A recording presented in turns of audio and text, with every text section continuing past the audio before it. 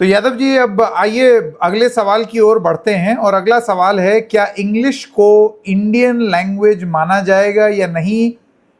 और स्टूडेंट अपनी पसंद की लैंग्वेजेस चुन सकता है या नहीं? इसको आपने ब्रीफली जरूर समझाया था, लेकिन जरा इसको विस्तार से बताइए। ये सर एक ऐसा क्वेश्चन है कि जो बच्चा क्या समझता है कि इंग्लिश तो एक ऐसी लैंग्वेज है, वो हमारी ही लैंग्वेज बन चुकी है, क्योंकि इंग्लिश की अपनी एक खुद की पॉपुलैरिटी है। वो चाहे जिस भी कंट्री में कह लीजिए, मतलब ग्लोबलाइजेशन के लिए ये एक ऐसी लैंग्वेज है जो उसकी सबसे ज्यादा यूज की जाती है।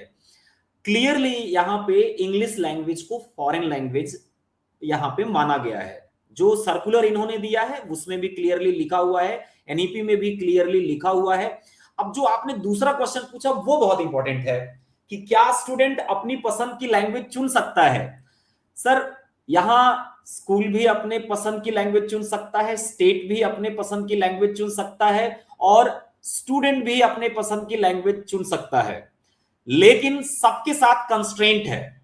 स्टूडेंट्स के साथ सबसे बड़ा कंस्ट्रेंट है कि आपको दो भारतीय लैंग्वेज चुनना है। एक हिंदी, जो सबसे पहले अगर कोई नॉर्थ इंडियन है तो वो हिंदी यूज करता आया है। अगर मैं यहां तमिलनाडु पहुंच जाऊं तो वो तमिल प्लस इंग्लिश यूज करता है। टू लैंग्वेज पॉलिसी वहां चलती है, और यहां भी लगभग two language policy plus additional एक चल रही थी।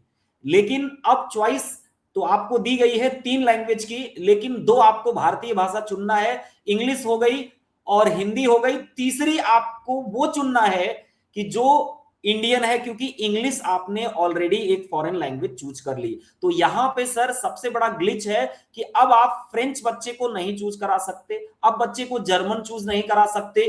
तो आप जरा सोचिए, जो बच्चा 4th क्लास से अप टू 8th क्लास में कोई बच्चा है, कोई 7th में पहुंचा है, उनकी तो जो मेहनत थी सब कुछ 2 मिनट में डिमिनिश हो गई कि आपने कह दिया कि बस तीन लैंग्वेज चलेगी। अच्छा, इसके लिए सर इन्होंने ऑप्शन दिया है। आपने ये क्वेश्चन पूछा कि चुन सकता है कि नहीं, तो इन्होंने कहा आप एक लैंग्वेज और ले लीजिए। तो भैया फिर तो हम 4 सब्जेक्ट यही कर दें, लैंग्वेज का ही यही करते रहें। और इसको मैंने पहले भी मेंशन किया। तो चूज तो कर सकते हैं, लेकिन कंस्ट्रेंट लगा हुआ है। अब स्कूल क्यों नहीं चूज करेगा? स्कूल के पास टीचर होने चाहिए, उसको भी फ्लेक्सिबिलिटी दी गई है कि आप रीजनल लैंग्वेज रिपोर्ट करिए अपने एडमिनिस्ट्रेशन को कि आप कौन सी लैंग्वेज चूज कर रहे हो, वो भी अपने सहूलियत के हिसाब से देगा। स्टेट को भी दिया गया है कि आप बताइए कि भाई कौन सी लैंग्वेज आपको कहां चूज करनी है। तो ये सारी चीजें हैं सर विद कंस्ट्रेंट। जब जमीन पे जाया जाएगा तब वहां पे काफी कुछ डिफिकल्टी होनी है।